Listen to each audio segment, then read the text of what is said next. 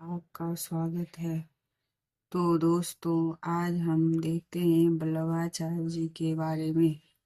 तो वल्लभाचार्य के कुल 84 तथा विठल नाथ के कुल 252 शिष्य थे। काल क्रमानुसार अष्टछाप कवियों का संक्षिप्त विवरण देखते हैं। नमूने हैं, देखते हैं कवि और जन्म स्थान और गुरु कौन कौन से हैं। गुरु कौन है? तो कुंभन दास, सूरदास, परमानंद दास। तो इनके वल्लभाचार्य जी के 4 शिष्य हैं। इनका जन्म स्थान कुंभन दास का 1468 से 1583 है और सूरदास जी का 1478, परमानंद दास का 93, 1493। और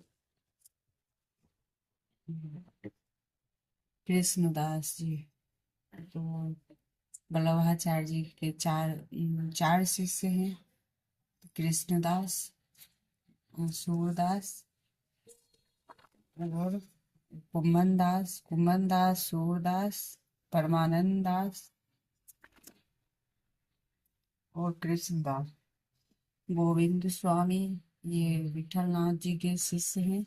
छित स्वामी 1515 में और गोविंद स्वामी का 1505। और चतुर्भुज दास ये 4 शिष्य हैं।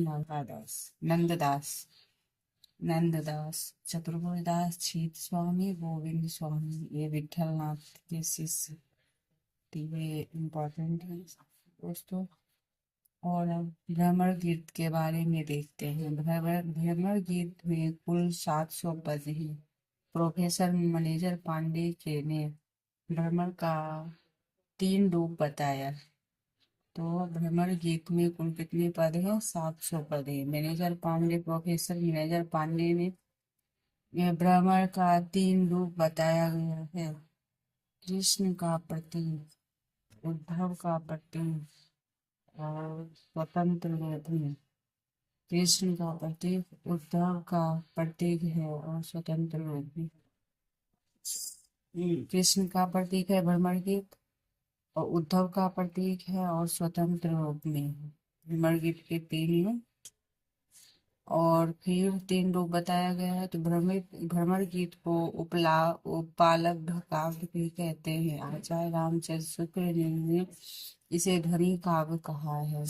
सूर्य शरावली में 1107 छंद है। इसकी रचना संसार को होली का रूपक मानक की गई है। सूर्य शरावली में 1107 छंद है। इसकी रचना संसार को होली का रूपक मानक की गई है। साहित्य लहरी 1550 ईस्वी में अलंकार और नायिका भेदों के उदाहरण प्रस्तुत करने वाले 118 दृष्ट कूट पद हैं। साहित्य लहरी 1550 ईस्वी में अलंकार और नायिका भेदों के उदाहरण प्रस्तुत करने वाले 118 दृष्टि पद हैं। आचार्य रामचंद्र शुक्ल ने लिखा है कि वात्सल्य और श्रृंगार के क्षेत्र का जितना अधिक अनुभव सूर्य ने बंद आंखों से किया, उतना और कवि ने नहीं किया। इन क्षेत्रों का कानो कान झांक आस।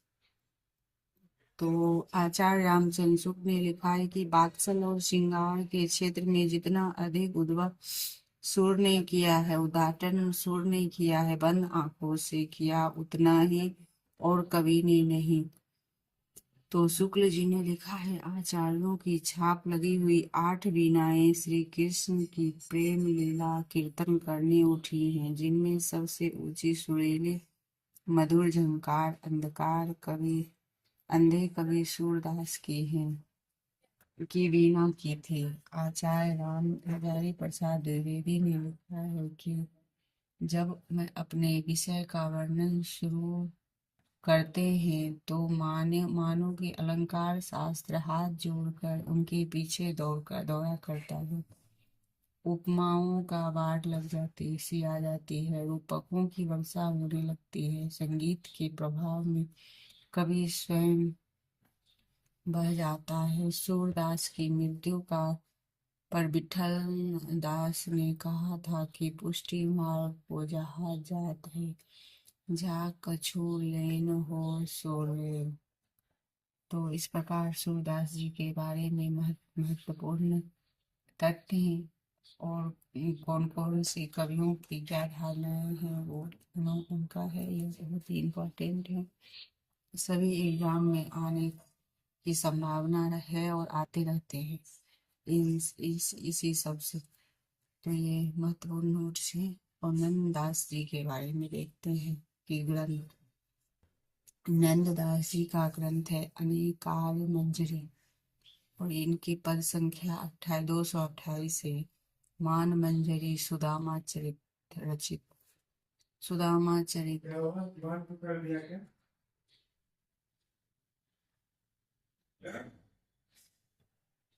प्रेम धारा 147, विरह मंजरी 147, रस मंजरी 270, रूप मंजरी, श्याम सगाई, रुक्मिणी मंगल मुक्त, भ्रमर गीत 216। तो इस प्रकार है। कवि चिंतामणि त्रिपाठी का 1609 है। और मती राम 1613 ईस्वी 715 है। और सुखदेव जसवंत इनके मित्र है। सुखदेव मिश्र जसवंत सिंह 1626। तो दोस्तों इस प्रकार से पूर्ण तत्व में जो एग्जाम में इनके सेट नेट सभी में यह उपयोगी है।